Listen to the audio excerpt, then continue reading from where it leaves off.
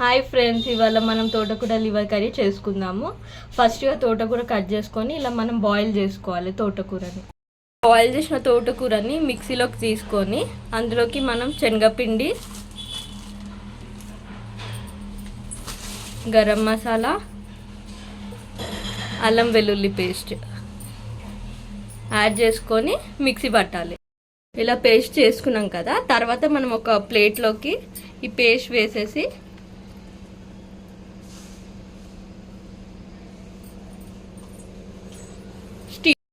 ఇట్లా స్టీమ్ చేసుకుంటున్నాను నేను. మనం స్టీమ్ చేశాక ఒక బౌల్ తీసుకొని అందులోకి ఆయిల్ వేసి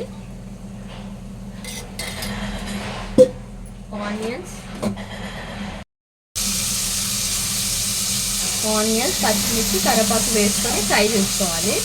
మంచిగా ఇప్పుడు ఆనియన్స్ ఫ్రై అయ్యాయి కదా, అందులోకి మనం ఇప్పుడు పసుపు, అల్లం వెల్లుల్లి పేస్ట్, కారం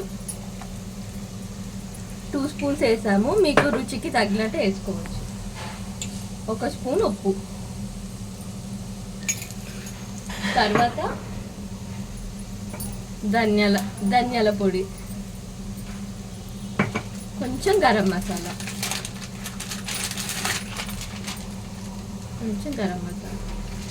ఇవన్నీ వేసి ఒకసారి కలుపుకోవాలి. ఇప్పుడు మనం ఇలా టమాటాని మిక్సీ చేసుకొని ఇందులోకి యాడ్ చేయాలి. టమాటా మంచిగా ఫ్రై అయింది కదా, ఇట్లా ఫ్రై అయ్యాక అందులోకి మనం కొంచెం వాటర్ తీసుకోవాలి. స్టీమ్ చేసుకున్న తోటకూరని నేను ఇట్లా పీసెస్ లాగా కట్ చేసుకున్నాను. చిన్న పీసెస్ని ఇట్లా ఫ్రై చేసుకున్న పీసెస్ని ఇందులో గ్రేవీలో యాడ్ చేస్తున్నాను. పీసెస్ యాడ్ చేసుకున్నాక కొంచెం ఒక 5 మినిట్స్ సిమ్లో పెట్టుకొని ఉంచుకుంటే మీ తోటకూర లివర్ కర్రీ రెడీ అయిపోతుంది.